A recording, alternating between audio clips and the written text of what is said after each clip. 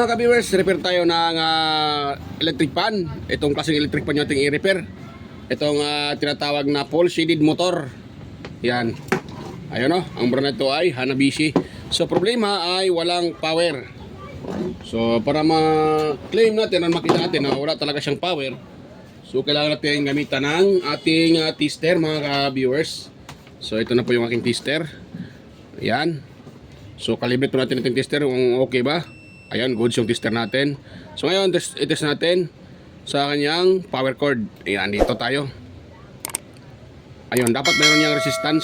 So, wala. So, bigitin ko siya. 1, 2, 3. Ayun, wala mga viewers. Wala siyang reading. So, madaling salita, walang power. Ayan.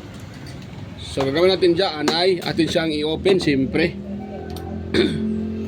Yan, tanggal natin itong screw niya sa itong screen. Yan, madali lang man itong tanggalin mga ka-viewers, yung kanyang pinaka-screw. Okay, nakadikit lang sa screen. Bali, tatlo ata ito, dalawa, apat pala. So, apat yung kanyang screw. Yan. Tapos dito. Pag ito na walang power, tatlo ang may problema. Kadalasan, yung kanyang power cord, yung kanyang switch, or mismo yung motor. Kasi may yung motor nito mga ka-viewers ay meron din itong tinatawag na thermal fuse. Yan, minsan nagka-cut off yung kanyang thermal, kaya nawalan siya ng power mga ka-viewers. Yan. So yan, tanggal na siya mga ka-viewers. Ayun o, yung kanyang screen. So lapag natin sa baba, yan yung kanyang screen. So yan, malambot naman yung kanyang, malambot naman yung kanyang, napakalambot ng kanyang LC mga ka-idol. So ibig sabihin, malambot din yung bushing, walang problema yung bushing nito. So maaaring ito ay nag-overheat. Siguro. Kasi, minsan kasi, nag-overheat, hindi yan dahil sa bushing, or minsan naman ay dahil sa patuloy na paggamit. So isa din yan sa dahilan na nag-overheat yung electric fan. Or naubusan ng langis, so isa din yan. So hindi naman siya kalog so ito siyang kakalogin. So hindi naman siya kalog mga ka-viewers. Ayan, normal naman siya. Hindi naman siya kalog. Nga lang, wala siyang power. So tatanggalin natin itong kanyang LC or palapala tawag. Ay, yung matanggal. Ayan yung matanggal Tigas. Yan, ayan ang matanggal mga viewers. Ang tigas tanggalin. Ayan, dami ng cord. Baliskat lang. Yan.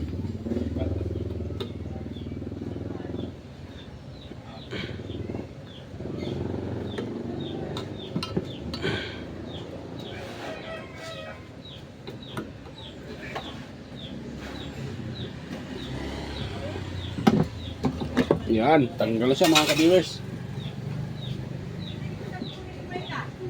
So may nakapulupot dito na, may nakapulupot na buhok, pero malambot naman siya kahit may may nakapulupot na buhok. Hindi naman siya matigas ikutin. Yan, hindi matatanggal yung buhok Tigas.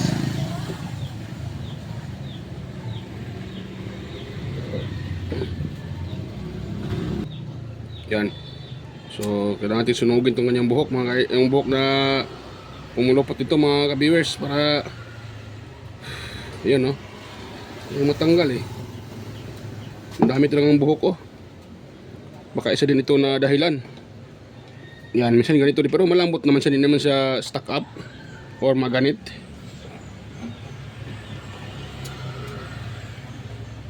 Yan.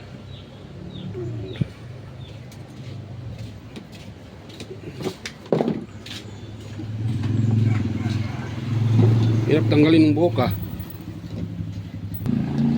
Yan So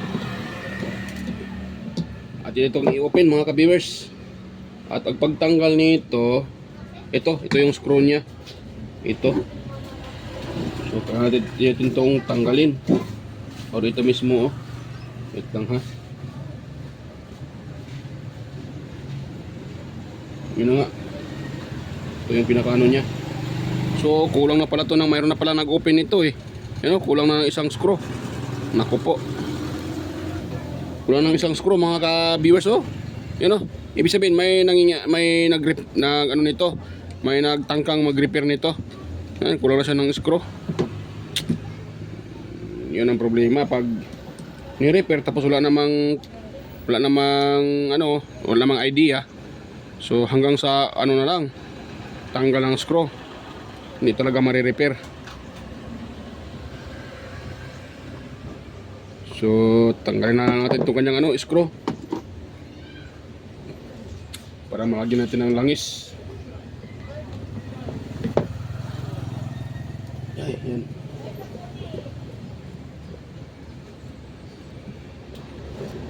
Yun o. Hindi na sinauli yung ano. Hindi na sinauli.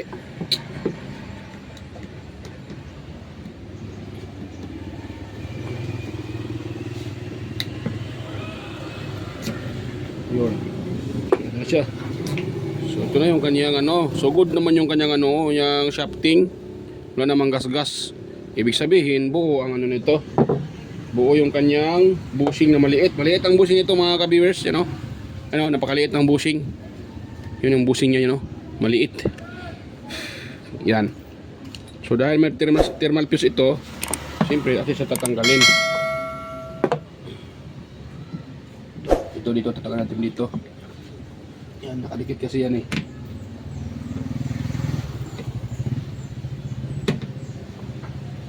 Tara natin tingnan yung thermal fuse, baka nag-open. Yan. Ito yung electric pan na wala siyang kapasitor. Yung iba kasi ay may kapasitor, ito walang kapasitor. Ayun. So na-open na siya mga ka-idol, mga ka-viewers. Ayan o. Ito na yung kanyang motor. So kailangan natin itong operahan. O sa madalang salita, i-open natin itong nakabalot. Dahil ano to dito, meron tong thermal fuse tawag. Yun. So ito matatanggal ah. Ito na natin dito. Ito na natin operahan. Ito i-open natin dito. Kasi ang fuse nito ay nandito banda o dito. Yan o, ito banda yung fuse. Ito yung ganyang thermal fuse. So pa tayo mga ka-viewers. Itong i-open. At sa pag-open nito ay dahan-dahan lang dahil baka maputol nyo yung windings. Imbis na ang problema ay thermal fuse, baka pati windings magka-problema kayo. Yan. At yun siyang dahan-dahanin mga ka-viewers. Wait lang muna ha. Palakihan ko yung screen para makita nyo ng maigi. Yan. Yan. Wala kita. Ayun.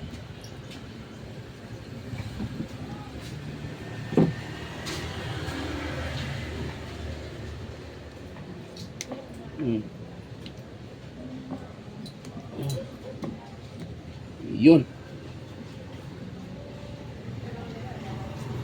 Tapos itong i-open. Dito yung ano mga ka-viewers, thermal fuse. Tinatawag na thermal fuse. Ano yung aking ano? Nawala yung pang sungkit ko.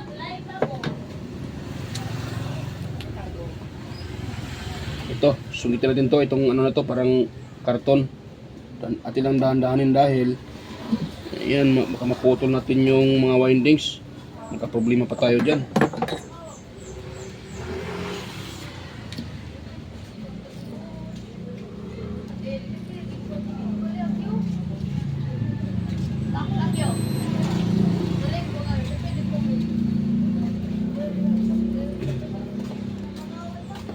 Yan, open natin siya mga ka-viewers. Yung kanyang nakabalot. So hanapin natin dito yung thermal tawag or thermal fuse. Yan, nandito lang yung thermal fuse o nakabalot. Itong dalawang paa na to, yan oh. Ayun oh. Tang hugutin ko muna ng isang ano, insulator. Ayun. Yan oh, yung dalawang paa na yan. Ayun yung fuse niya oh, pa-square, yun oh. Ayun oh. Ayun na ano pa. Wait lang. Ayun yung fuse mga kaidol oh, yung thermal fuse. Yung kita niyo pong pa-square na yan. Oh, yun oh, yung naka-itim mo, nakabalot. So yun po yung kanyang fuse. So atin yang ano, atin yang tatanggalin. So as usual, ako naman talaga ay hindi naglalagay ng thermal fuse, kaya ito ay tatanggalin ko mga ka-idol. Okay. Hirap pala na ito tanggalin oh. Nakadikit pala ito. Ayun. Ayun oh, ito yung kanyang fuse. So bago natin putulin, natin muna i-test. Baka naman ay buo pala yung ano, makabuo pala yung thermal fuse. Kaya wag tayo basta-basta magputol. Kailangan muna isiguruhin natin na kung totoong sira na ba talaga yung thermal fuse. Yan. Dapat ito magbabaser. Yan, tutunog ito. Ayan, yun ang sinasabi ko. Tumutunog siya oh. O, ibig sabihin, wala ang problema sa kanyang thermal fuse. Doon sa kanyang, siguro dito sa kanyang switch or sa power cord. Yun. O, diba? So, goods. Sahuli natin tong kanyang, sahuli natin tong kanyang fuse. Dahil nga, goods naman yung fuse. So, sahuli natin mga ka-idol. Pwede naman kung kayong mag-repair. Ako kasi, minsan, inuuna ko yung power cord.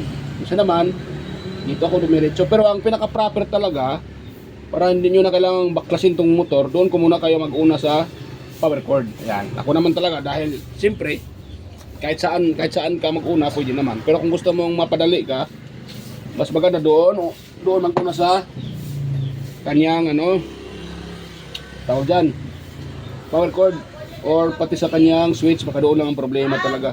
Tulad dito, so okay yung kanyang thermal fuse, ibig sabihin ang problema nito ay either sa power cord or sa kanyang tawag dyan, either sa power cord o sa switch. Yan. Dahil okay naman tong motor yung testing natin, na-open natin siya, okay naman. So yung doon tayo diretso ngayon. So para mas madali, doon natin uunahin talaga. Mas maganda talaga unahin sa power cord. I-open yung switch, kasi yung dalawang linya sa power cord para malaman kung okay pa ba o hindi na. Ganun lang mga ka-viewers ang pag-test. So ito, lagyan ko lang ng ito, tawag nito, masking tape. Yan. Ito. Lang ha. Kahit masking tape pwede na mga ka-idol o mga ka-viewers. Yan, dapat yung fuse nakadikit doon sa dito sa kanyang winding. Dahil pag nakadikit sa windings yan, useless lang yung thermal fuse kung mayroong thermal fuse. Kung hindi nyo man idikit, mas maganda hindi lang kayo maglagay ng thermal fuse. Ano pa mang silbi sa thermal fuse kung hindi nakadikit doon sa winding. Marami kasing babasa ko na comments na pwede naman daw hindi idikit sa sa motor yung thermal fuse. Sabi ko naman, useless lang ganun. Kung hindi nyo lang naman idikit, wag na lang maglagay ng thermal fuse dahil useless lang yun. Meron kang thermal fuse, hindi naman niya ma-detect pag mainit yung motor dahil nga hindi siya nakadikit. So mas maganda talaga na nakadikit yung kaninyong thermal fuse doon sa motor para ma-detect niya mga ka-idol or mga ka-viewers. So kuha tayo dito ng cable tie. Dahil ito yung ating tinabas, kailangan natin lagyan ng cable tie. Yun. Yan, pagitin natin itong dalawa na to mga ka-idol. Yun. Tapos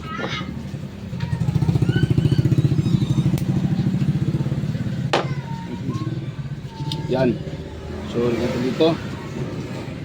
Ito siyang lagyan ng cable tie para secured yung kanyang motor. Yun.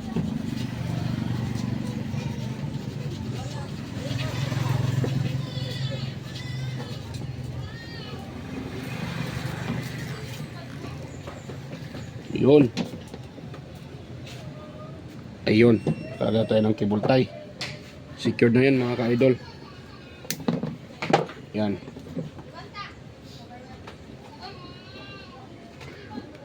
Yun. Ayun, no? So, ayan. Ito namang i-open natin. Itong pinaka-switch niya. Kasi dyan kasi yung connection papuntang power cord. So, open ko na mga ka-idol ha. Hindi ko na muna ipakita para hindi nahaba video natin. Ito lang tanggalin. I-open natin to. So, yan mga ka-viewers. Ito na yung kanyang pinaka-switch. So, dito tayo sa kanyang power cord. So, ito yung isang linya. Itong mayroong tinatawag na close end wire connector. Ito yung isang linya ng ating cord. Itong blue. Yung isa naman, dito nakatap sa ating switch. So, dito tayo magtitest sa ito. Pati dito sa dulo ng ating cord. O sa ating saksakan. So, kuha tayo ng tester. Saan ang tester ko? Itetest natin yan kung buo ba yung saksakan. Tingin ko may problema saksakan ito eh. Ayan. Yun ang yung tester ko. Walang continuity. Ayun. Goods na. Meron ng continuity yung tester ko.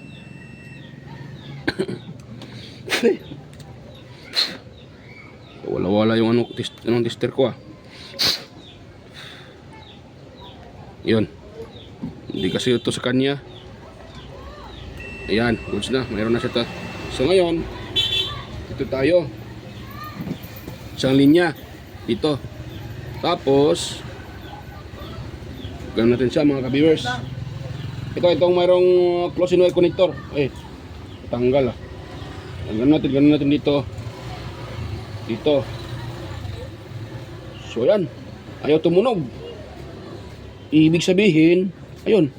Ayaw tumunog mga ka-viewers oh. Yan, dito tayo sa kabila. Sana yun. Itong palang kulay violet. Dito tayo. Wala din dito. So sira talaga yung kanyang power cord. Naku po. Power cord talaga ang problema eh. Yan o. Wala talaga siya mga ka-viewers. Okay naman yung tester ko. So dalawang linya wala. Ayan. So i-open ko muna itong ganyang parang ito mayroong dugtong dito. Ito itong i-open. Parang ito ang may problema mga ka-viewers ha. Yun. So, paano to dinugtong-dugtong ng nito? Baka ito ay nakalas. Ayun. Anong klaseng delikadong pagkadugtong ito? Ayan o. Delikado yung pagkadugtong ha. Delikado to mga ka-idol. Pag ganito, huwag nyo itong gagayahin ha. Ayan o. Yung ganyang pagkadugtong. Tapos ginaganon lang. Pinagsama lahat. Di naman binalutan ng separate yung isa. Ayan o. Delikado yan. Ganyang pagkadugtong. Baka yan po ay mag-short. Nako. Sabog yung outlet ng bahay nyo. Ayan. Ayun. Yan. So, titest natin itong dito ay mag-test. Kung mayroon ito, yan. Right tayo dito sa kulay blue. Oh, mayroon na. Tapos, dito sa kabila, ito isang linya. Dito. Oh, mayroon na rin. Pero kabase natin tester. Ibig sabihin, ang problema dito, itong dugtong na to. So, try natin itong i-test dito sa dugtong. Yan, ito tayo. Oh, mayroon. Dito. Yan, wala yung isang linya mga ka-viewers. Kaguwang limbarok na. So, walang yung isang linya. Ito, i-open natin to. Anong nangyari itong wire na to? So, yun. So mas maganda para madali yung repair nyo. Try nyo munang unahin yung ayan. Paano to kinunik-kunik. Pinulupot nga pero hindi naman nakapalupot ng maigi. Yan putol. Di ba? Yan mga ka-viewers Putol siya, putol. Yan So hindi pala kita. Yan putol. Nung hinatak ko, putol na. So sino ba namang mag-ano niyan? Hindi talaga magpa-power yan. Yan. Yan, tanggal natin ulit itong ganyang wire at idugtong natin siya ng maigi.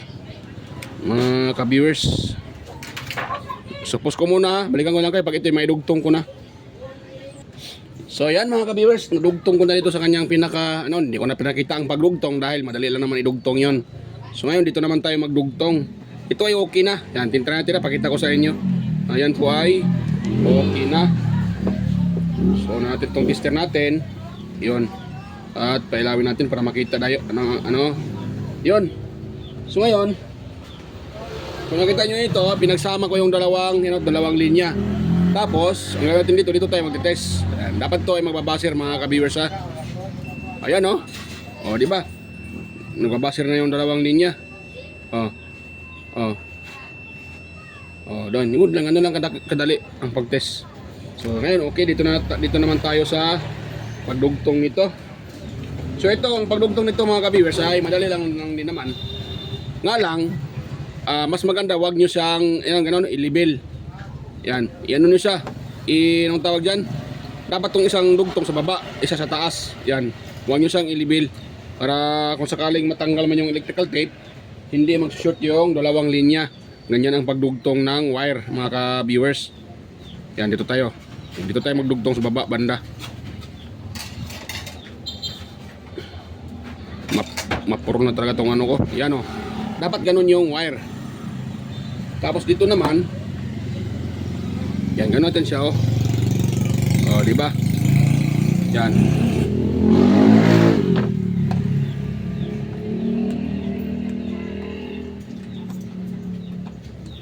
Yun. Tapos, kuha lang kayo ng electrical tape at pag lagyan na siyang electrical tape dito. Ito, kuha tayo ng electrical tape. Ito lang ang pagdugtong ng wire. Mali yung pagdugtong nila. Hindi tama yun. Mga delikado yun pag magsushort. At hindi nakaseparate yung isang linya. Pinagsama lahat. Delikado yun mga ka-viewers.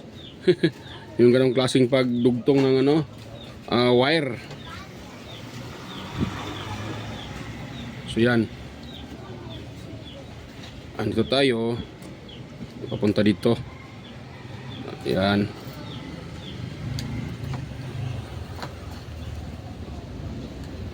Yan.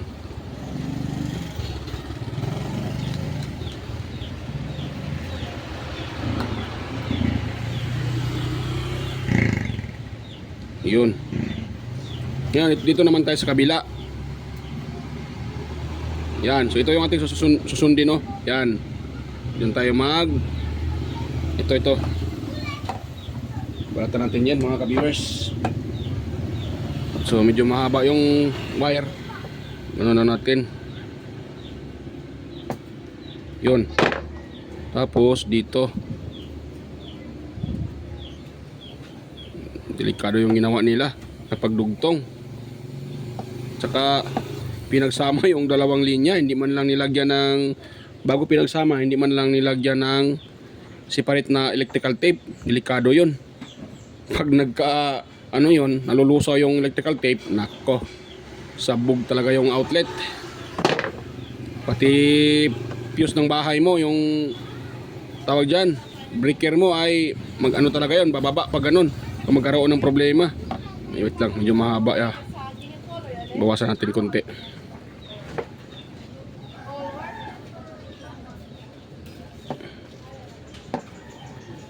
Yun. Tapos pagdugtungin natin. Yun. Ayun, sorry. Mas maganda yung safety mga ka-viewers bago tayo dapat ganun, iba. Yan, siya. Ito sa taas yung isa, ito sa taas, tapos isa naman sa baba. So kung sakaling matanggal yung electrical tape, hindi yan magsi-short yung dalawa dahil sila, hindi magkalibel, di ba? Ganun yung pagdudugtong ng wire. Ito, natin dito. Lagyan natin ng electrical tape. Bago natin pagsamahin, lagyan mo natin ng separate na electrical tape itong dinugtungan. And para walang delikado mga ka-viewers.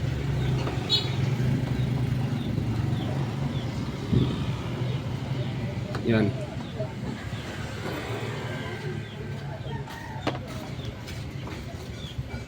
Delikado yung ganun eh. Delikado yun.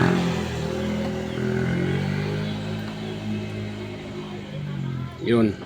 Tapos ganun.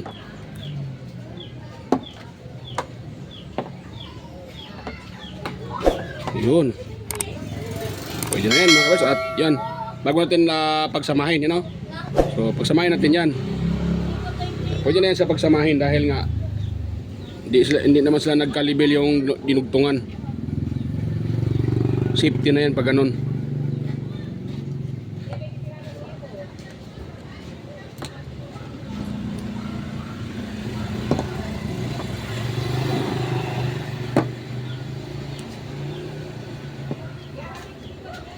Mali yung unang ginawa ng nag-repair ng ano nito.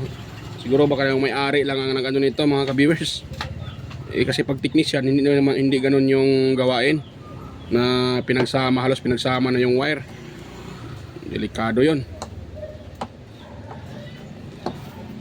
Yan. Yun.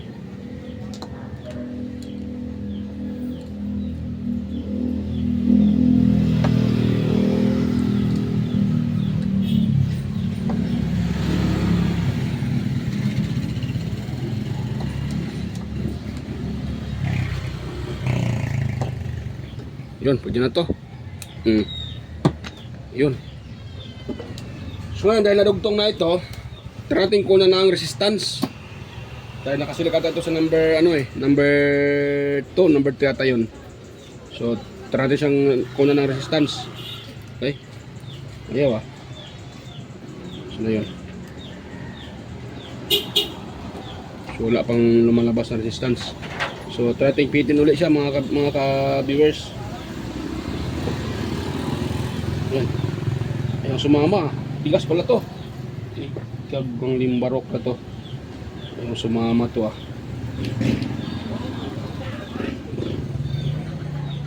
Yan.